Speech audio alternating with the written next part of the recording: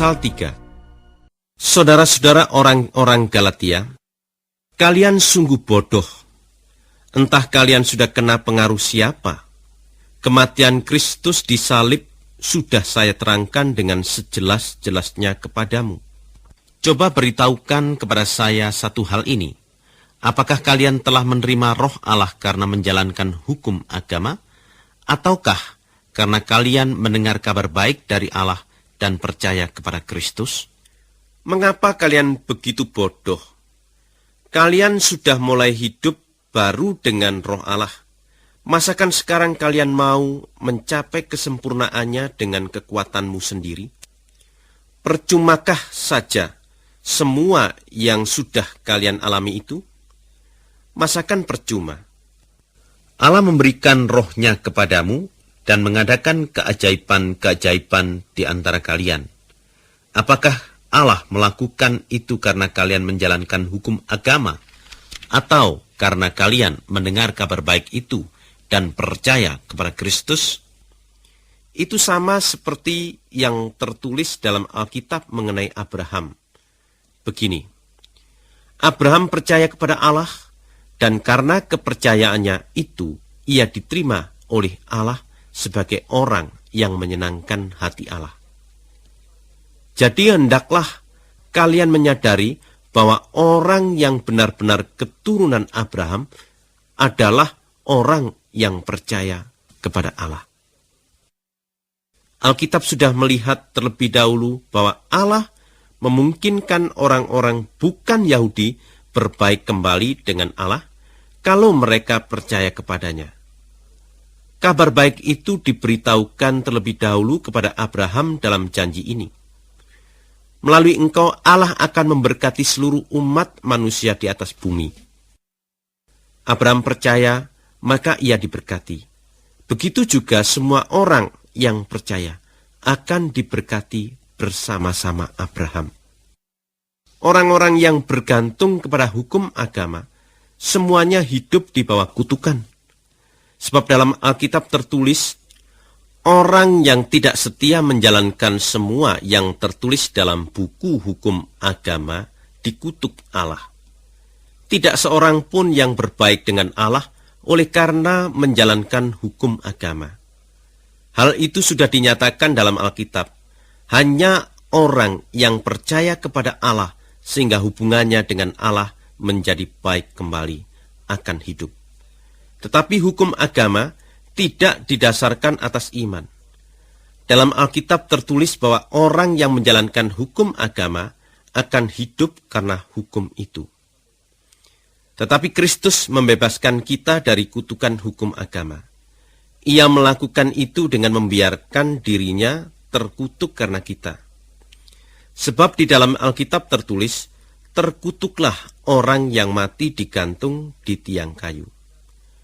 Kristus melakukan begitu supaya berkat yang dijanjikan Allah kepada Abraham diberikan juga kepada orang-orang bukan Yahudi. Dengan demikian kita pun yang percaya kepada Allah dapat menerima roh yang dijanjikan oleh Allah itu. Saudara-saudara, baiklah saya memakai contoh dari pengalaman sehari-hari. Kalau orang membuat suatu ikatan janji, dan janji itu sudah disahkan, maka tidak seorang pun dapat membatalkan perjanjian itu, atau menambah sesuatu pun kepadanya. Janji-janji Allah dibuat oleh Allah untuk Abraham dan untuk orang keturunan Abraham.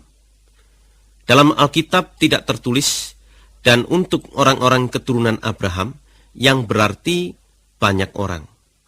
Yang tertulis di situ adalah dan untuk orang keturunanmu. Berarti satu orang saja, yaitu Kristus. Yang hendak saya kemukakan di sini ialah ini. Janji Allah sudah dibuat dan disahkan lebih dahulu.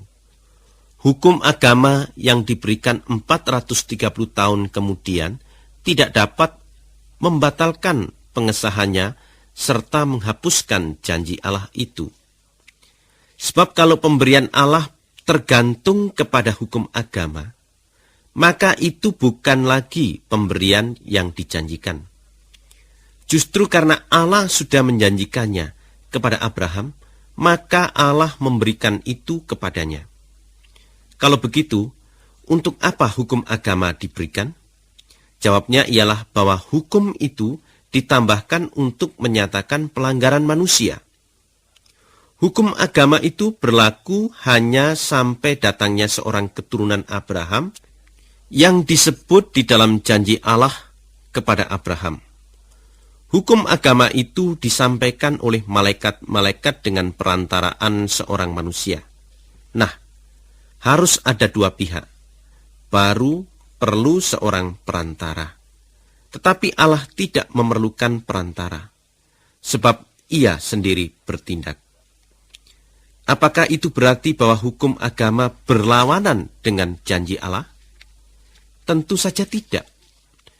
Sebab kalau hukum agama diberikan untuk menganugerahkan hidup kepada manusia, maka manusia dapat berbaik dengan Allah melalui hukum agama.